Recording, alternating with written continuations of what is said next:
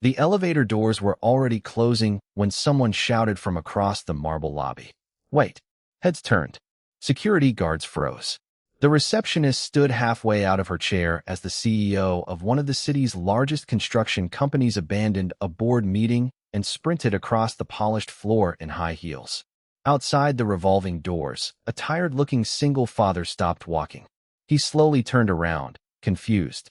His interview had ended less than 3 minutes earlier. He had already accepted the rejection. So why was the CEO running after him? Daniel Brooks tightened his grip on the worn backpack hanging from one shoulder. His 7-year-old daughter, Emma, had slipped a tiny folded note inside before school that morning. "Good luck, Daddy. I know you'll make it." He hadn't opened it until the elevator ride up. Now it felt heavier than the backpack itself. Daniel had once owned a small neighborhood carpentry shop. For 15 years he repaired broken porches, built kitchen cabinets, and restored old furniture that nobody else wanted. Then the housing market slowed. Orders disappeared. Medical bills from his late wife's cancer consumed every dollar he'd saved. Eventually the shop closed. Since then, he'd worked temporary jobs, warehouse shifts, furniture assembly, anything that kept food on the table. This interview was supposed to change everything. A stable maintenance supervisor position, health insurance, enough to finally stop worrying every month.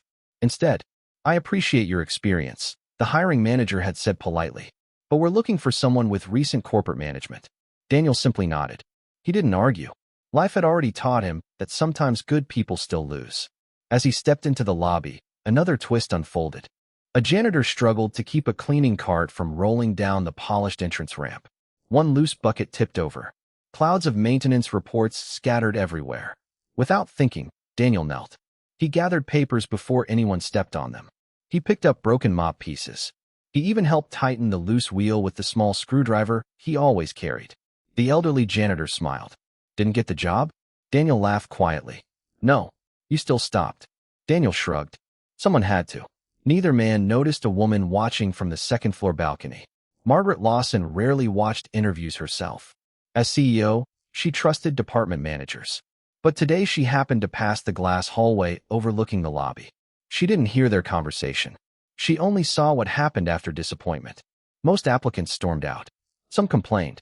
Others blamed the company. This man helped someone instead. She kept walking. Yet something about him stayed in her mind. Outside, dark clouds rolled over downtown. Daniel checked his phone. A voicemail from Emma's school. His stomach tightened. He called immediately. "Mr. Brooks," the school nurse said gently, "Emma had a mild asthma attack during recess. She's okay now, but she's asking for you." Daniel looked toward the bus stop, then back toward the company building. He had exactly $23 in his wallet. A taxi would leave almost nothing for groceries. He started running toward the subway. Behind him, unseen through the glass entrance, Margaret had just asked Human Resources one simple question. Did that applicant already leave? The HR director looked surprised. Yes. Unfortunately, he wasn't qualified under our requirements. Margaret frowned.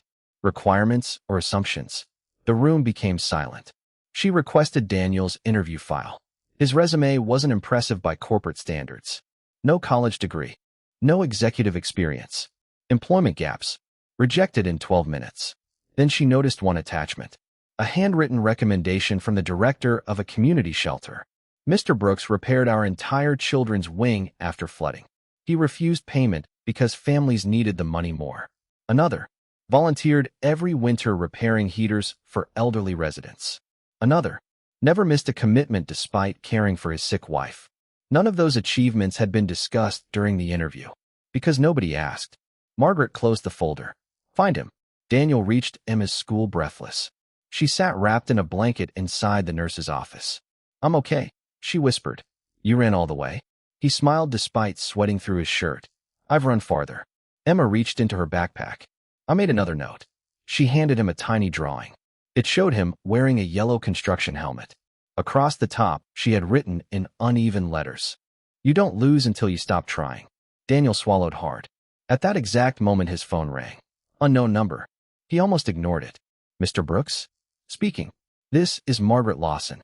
He searched his memory. "I'm sorry. I'm the CEO at Lawson Structural." Daniel stood frozen. "I know this sounds unusual," she continued, slightly out of breath. "Could you come back?" He looked at Emma. then at the nearly empty subway card in his hand. I don't think another interview will change anything. It isn't another interview. She paused. I think we asked the wrong questions. When Daniel returned an hour later, he expected another conference room.